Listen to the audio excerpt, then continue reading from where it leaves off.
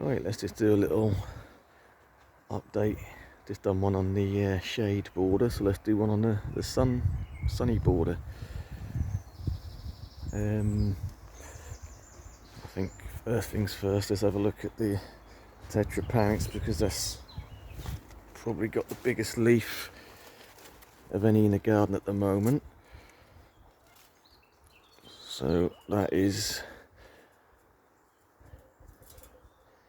probably close to 2 foot across at least. Yeah, good size. Plenty of new growth on it.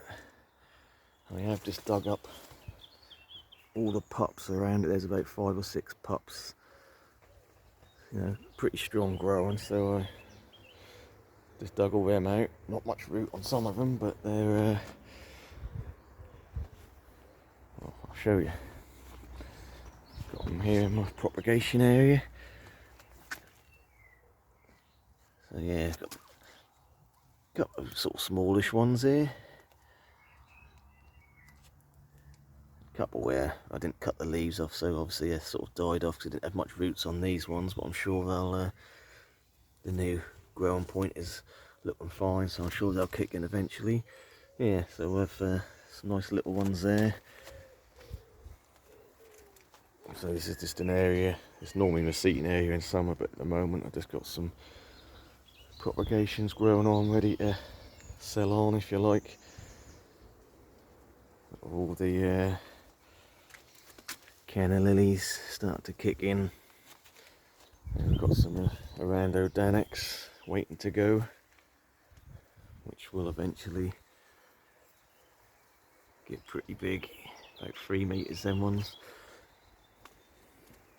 Anyway, let's get back to the border. So something else I did notice, oh, let's come back over this side. The Trachycarpus nova's starting to really kick in some growth now. Two new spears there. Don't know if you can see the trunk. Can't really see the light on the screen.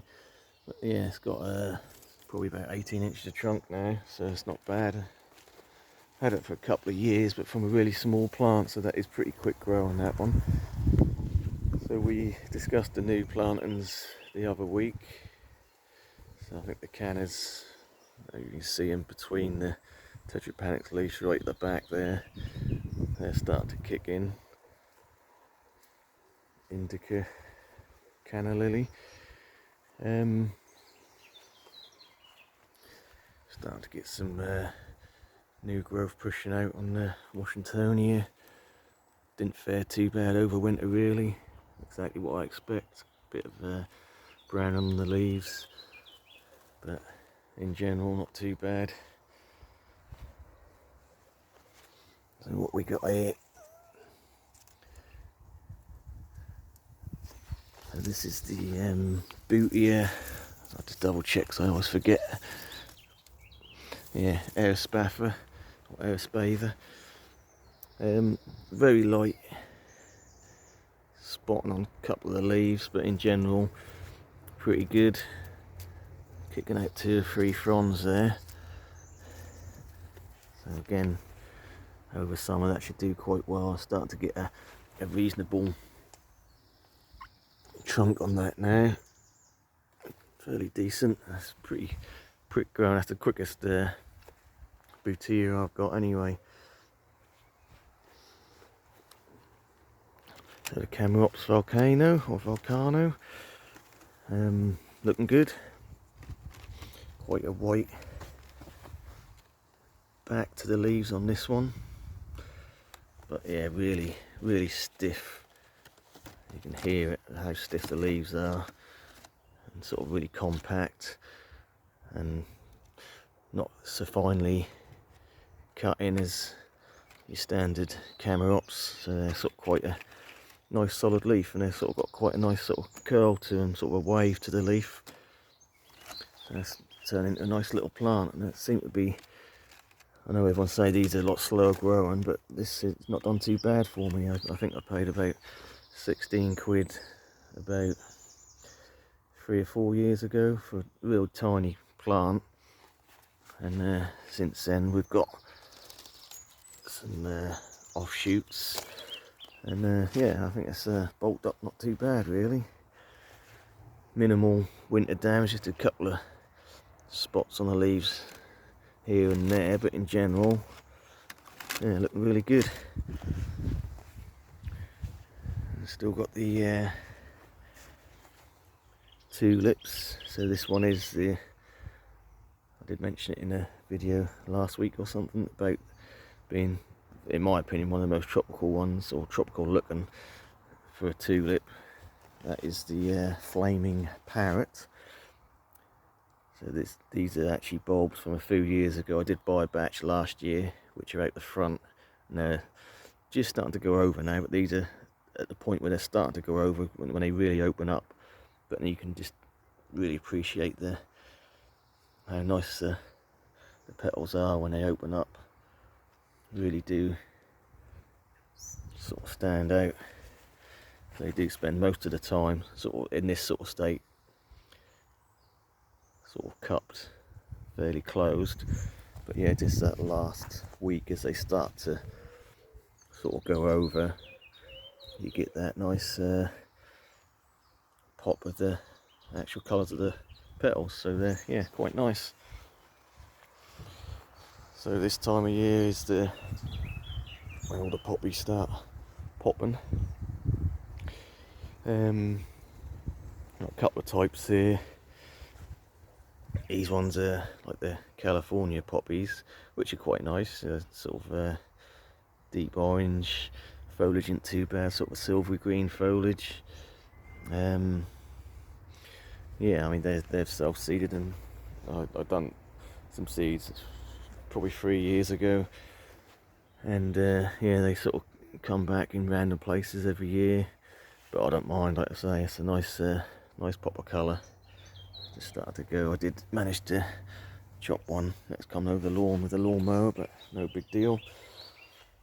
Yeah, these are the other poppies, which again self-seed every year, which are quite messy when they start dropping the petals everywhere. But yeah, for a couple of days they look really good. Sort of quite big.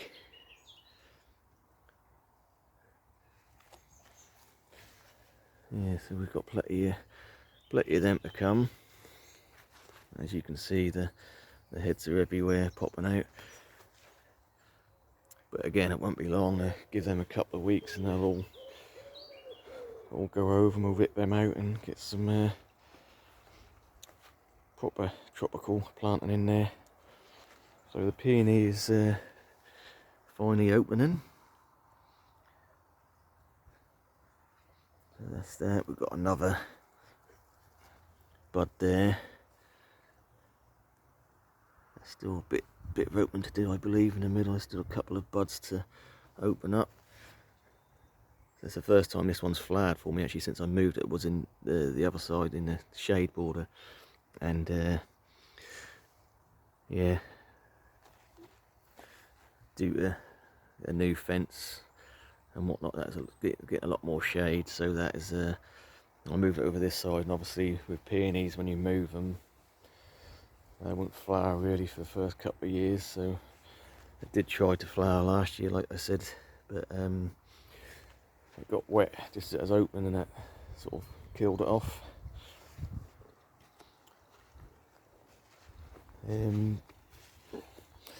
Bit late on this one, sort of starting to go over now. See,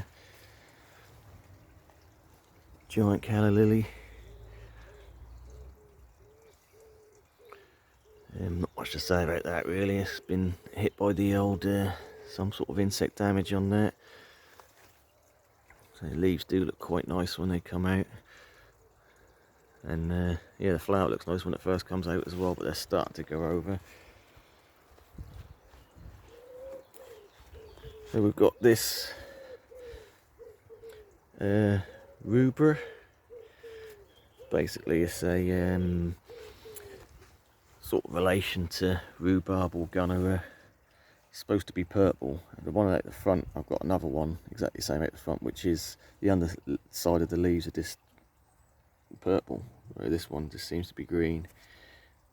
But yeah, they're sort of a good choice if you want or if you like the sort of gunner look but don't want something massive. This is like a nice small compact version. Leaves don't tend to get much bigger than that. So yeah, maybe 2 foot across, a bit more sort of deeply cut. Yeah, not a bad looking plant really. The one at the front looks better just due to the fact of the coloration on the back of the leaves. I don't know why that one isn't. It did come out a bit more purpley, but I don't know. Right, so we've got the big Washingtonia here. The leaves are pretty big on this one. So that is probably just opened up since winter, I'd imagine, because it's got very little damage on it. Whereas this is one that's sort of gone through winter. So that's what that looks like. But as you can see, we've got a good couple of leaves coming out, albeit with a little bit of browning on due to the spear. Obviously sort of pushing throughout the winter, but yeah, when we get a couple more big leaves open up on these, I'll take out some of the older damaged leaves on that. Right, so what have I done here? I've butchered my Paulownia or foxglove tree. We had 2 growing points, so I cut one straight off, and we had growing points all the way up here with sort of started to get sizable leaves on them. But I thought I don't want to leave it too late. I'm going to cut them all back, because obviously we know with this tree to get the biggest foliage you just need 1 growing point, and that'll just put all its growth into that and you'll get the massive leaves. So I want some height, and plus fighting through the banana here and the Washingtonia robusta, the lower leaves tend to get shaded out or sort of damaged with the wind with other leaves hitting them. So basically we've got a big stick in the ground with 1 bit of growth on top. So good move, maybe not, I don't know, we'll see. I have no idea whether you can. I did, as I cut these new growths off at the side, I did pot them up. So I don't know whether they'll take or not, but it's always worth a try if you're cutting something anyway, what you got to lose. So we'll see on that account. But yeah, so that is what we're looking at here. The Fats hedgerow is a standard green. I've never had this problem before. A lot of the leaves are starting to yellow out, but I believe that's just down to how dry it's been, because we've had a little bit of rain the other day, not a lot, just a sort of drizzly rain for half a day, and didn't really wet the ground at all. So it's put on lots of new growth this year. It's just struggling to keep hold of this older foliage. I know these don't want to be in full sun, but by the time the banana kicks in properly, they are a bit shaded anyway. But yeah, so that's how that's looking. And then still the grapevine is really starting to go along there now. Even started to get the little buds, so we should have plenty of grapes off this year.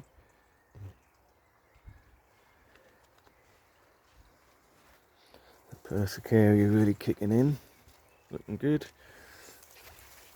We've got some banana cannons at the back here. Obviously they've been a bit slow because they've been shaded out by everything else.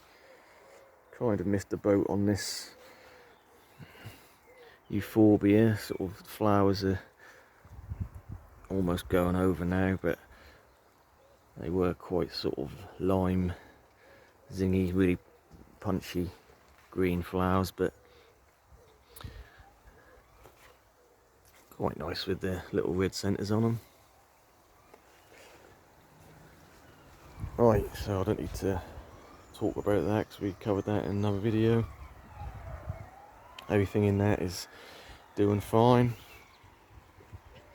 Still not ready to take it off yet. Not till then. Nighttime temperatures are regularly over about 12 degrees. So we had I think it's 13 degrees last night, and I think it's just going to be 14 tonight. So we're getting close, but I will take that off maybe next week or so. So yeah, just a little update, little look at things as they are at the moment in the sunny border. Oh, let's just finish up on this one. This is quite an unusual, I wouldn't say it's unusual as in the way of hard to find or strange looking, but just unusual as in the fern that actually enjoys pretty much full sun.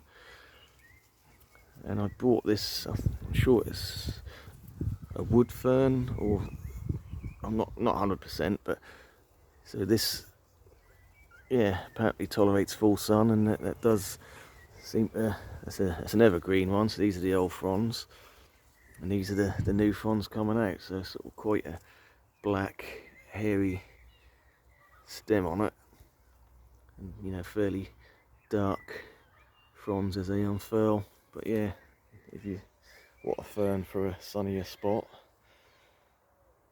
That's one to try. Right, we'll leave it at that. Thanks for watching.